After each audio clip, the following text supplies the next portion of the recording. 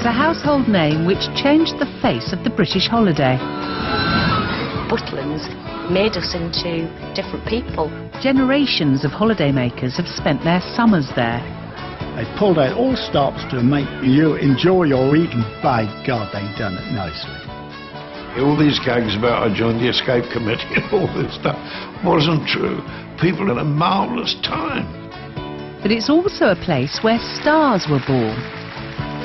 When Ringo put the phone down, he's turned around to me and said, I'm going to join the Beatles. Over the next hour, we'll look back at decades of British holiday making. From the redcoats, we would put the number up on the board, and if it was their child that was crying in a chalet, Mum or Dad would have to leave the theatre. to the competitions. I was involved with everything, running races, sack races, the football. I took part in like everything. And along the way we'll show home movie footage which has never before been seen on television. I used to love the Merry Mixer. As we celebrate 75 years of Butlins.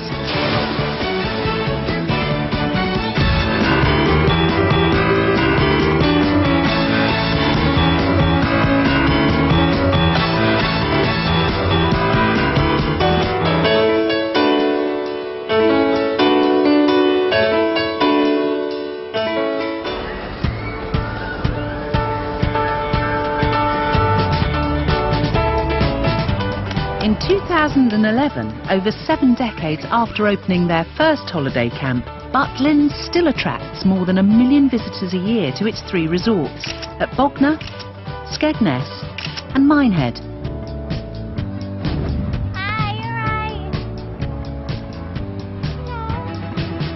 Today's Butlins have high-tech facilities with modern entertainment areas, smart hotels and a range of restaurants. There you go, love. Thank you very much. Yo. It's a far cry from the destination which faced the first Butlins holidaymakers in 1936, when one man's bold vision was about to become a reality. In the 1930s, Billy Butlin was already a successful businessman, with fairground attractions at seaside resorts all around the country. But then he had a revolutionary idea. You have now arrived at Butlins Holiday Camp. We hope you've had a pleasant journey and that you will all be very happy here. Butlin built Britain's first large-scale all-inclusive holiday camp at Skegness on the Lincolnshire coast. 6-year-old David Bradshaw visited the new resort on the very day that it opened in 1936. 3/4 of a century later, he's returning to Butlins to visit the one original chalet that still remains, now preserved as a Grade 2 listed building. And the sink would be here. The little yachts, they would be on the curtain as well. It was a long line of brilliantly white buildings, all rectangular shape, with a sort of tower in the middle. That was Billy's idea. He wanted to build it like an ocean liner, and the tower was the funnel. The chalets, Billy painted them all in pastel colours. This was completely in contrast to things in towns. My hometown, it was a grey town.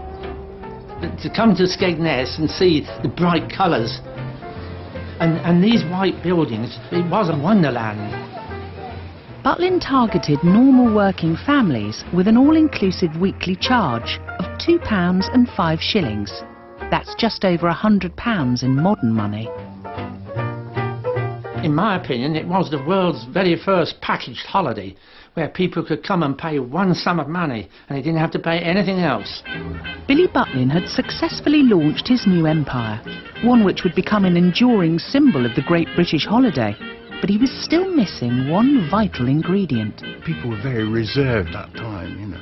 Dad especially. Mum would like to get up and dance, but Dad was very, I'm not going to get up and dance, no way. So he said, I need something. I need a mixer, a mingler, somebody who would spend some time with